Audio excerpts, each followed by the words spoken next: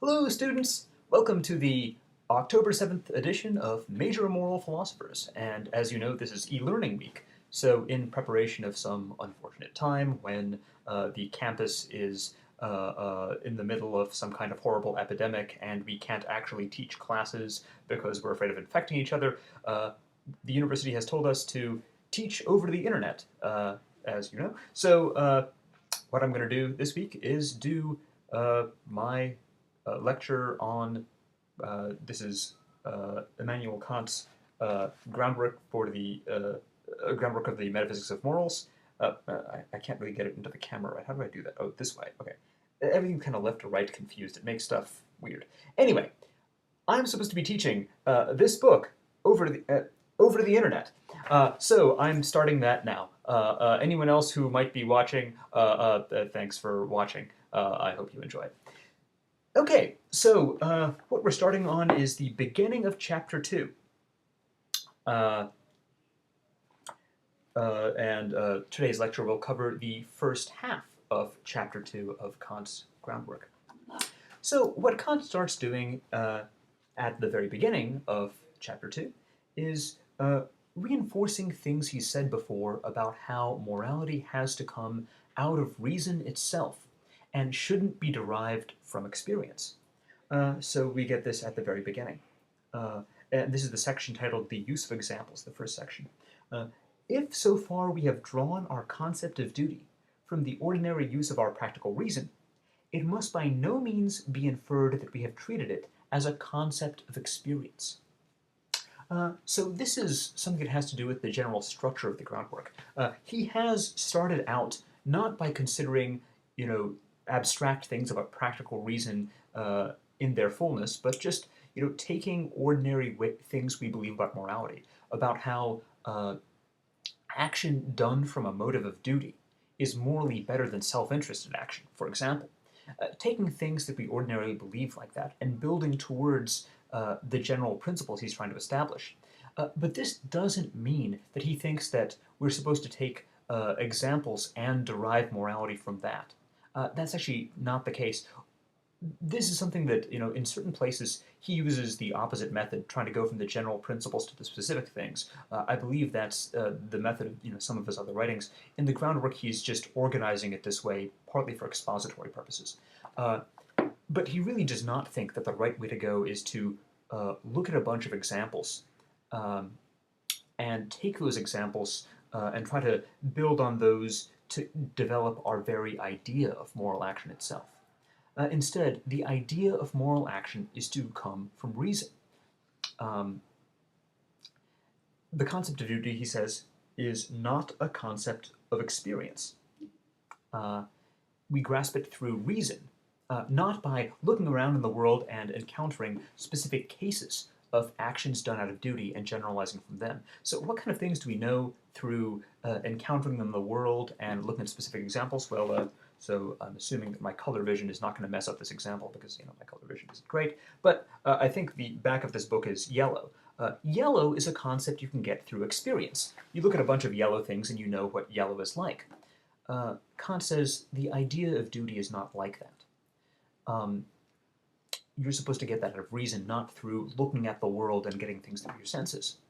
And he says, he continues to say, in actual fact, it is absolutely impossible for experience to establish with complete certainty a single case in which the maxim of an action, in other respects right, has rested solely on moral grounds and on the thought of one's duty. So, through experience, we can't even be certain that there is a single case of somebody acting out of duty. I mean, through experience, we can be pretty certain that things are yellow, or at least if you have better color vision than me. I think I can get yellow. I hope I can. Anyway, the idea is that, well, what he says there is, the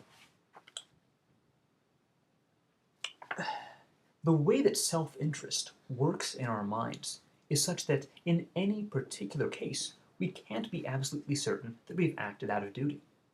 There are a lot of cases where somebody will think that they're acting from moral motives, but really, deep inside, it's some self-interested thing that has caused them to do what they do.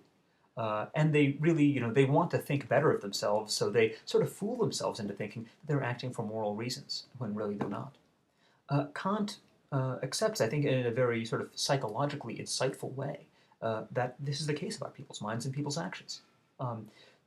And this is a problem for thinking that we could use a bunch of examples and get our moral ideas out of those.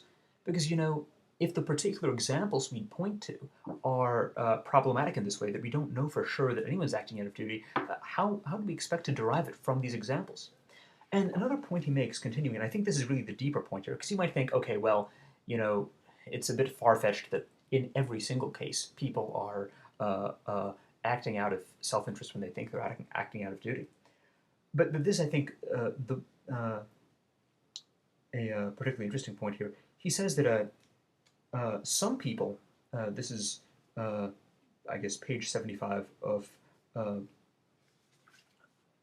our book, but page 407, or no, actually, sorry, page 74 of our book, page 406 in the original ancient way of numbering these pages.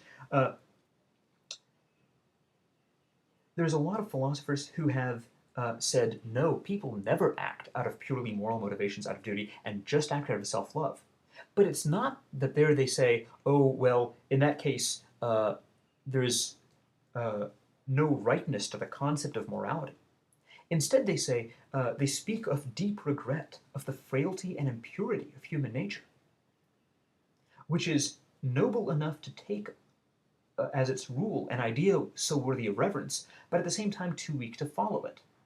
Now, what's interesting about that is, these philosophers who talk about how weak human nature is and how people are generally acting out of self-interest, even they are accepting that there is an idea of duty that comes to us somehow. Well, it doesn't come to us from experience, because if they're saying human nature is so frail and weak and we're actually all acting out of self-interest and we never act out of duty, if these guys are saying that, well, they're clearly not getting their idea of duty from experience. Because look, they're looking around and saying, I don't see any people acting out of duty out of here. I just see a bunch of self-love. So they're not getting it out of experience. So they must be getting it from somewhere. And where? Well, Kant thinks this is coming from reason. And that's why he goes on to say that we cannot do morality a worse service than by seeking to derive it from examples. This is page 408 in the ancient numbering. Why can't we do that?